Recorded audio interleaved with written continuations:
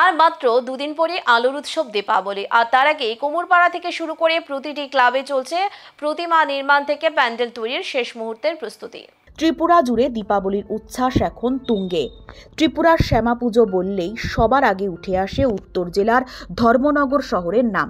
প্রতি বছর এখানকার শ্যামা পুজো ঘিরে যে উৎসবের আবহ তৈরি হয় তা দেখতে শুধু ত্রিপুরার বিভিন্ন প্রান্ত থেকেই নয়, অসমের বরাক উপত্যকা ও পার্শ্ববর্তী বাংলাদেশ থেকেও অসংখ্য দর্শনার্থী ভিড় জমান ধর্মনগরে।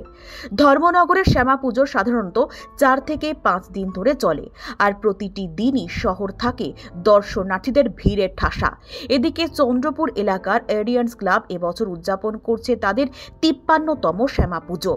এবারের পুজোর বাজেট ধরা হয়েছে 24 লক্ষ টাকা, যা ধর্মনগরের অন্যতম বিগ বাজেট পুজো হিসেবে ইতিমধ্যেই আলোচনায় এসেছে। তাদের এবারের থিম 74 ফুট উচ্চতার তিরুপতি বালাজি মন্দির। থিম প্যান্ডেলে থাকছে 3 ধাপের বিশেষ লাইটিং, যার মধ্যে অন্যতম আকর্ষণ লেজার শো। ক্লাব উদ্যোক্তাদের দাবি, প্রতি বছরের মতো এই বছরও নতুনত্ব ও নান্দিকতায় ভরপুর থাকবে তাদের পুজো। ক্লাব উদ্যোক্তারা আরও জানান, প্যান্ডেল নির্মাণের কাজ এখন প্রায় শেষ পর্যায়ে, তবে গত কয়েকদিনের বৃষ্টির কারণে কিছুটা সমস্যার সম্মুখীন হতে হয়েছে। রাজ্যের বাইরে পশ্চিমবঙ্গ থেকে আগত 16 লক্ষ দক্ষ শিল্পী দিনরাত এক করে প্যান্ডেল নির্মাণে ব্যস্ত রয়েছে বিভিন্ন সামাজিক কর্মসূচি। উদ্যোক্তারা আশাবাদী, তাদের এই সৃজনশীল থিম, প্যান্ডেল ও আলোকসজ্জা এবছর দর্শনার্থীদের মন জয় করবে। এক কথায়, ধর্মনগরের শ্যামা পুজো বরাবরের মতো এবারও ধরে রাখছে তার ঐতিহ্য, আড়ম্বর ও শিল্প সৌন্দর্যের অনন্য ধারাবাহিকতা।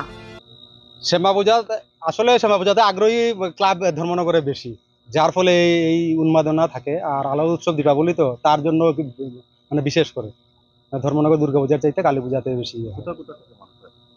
বরাক উপত্যকা থেকে তো আসেই, তারপরে আগরতলা, কুমারঘাট, পানসাগর আশপাশ অনেক বাংলাদেশ থেকেও আসে আমাদের এখানে। গতবার বাংলাদেশ থেকে অনেক দর্শনার্থী এখানে আসে। এবার লাইটিং এ থাকবে লেজার শো, মানে আমাদের মেন যেটা, এই প্যান্ডেলের মধ্যে দেবদেবীর মূর্তি দেখা যাবে পুরো প্যান্ডেলটাতে একটা সময়। আমাদের মণ্ডপ উদ্বোধন হবে 20 তারিখ সন্ধ্যা 7টার সময়।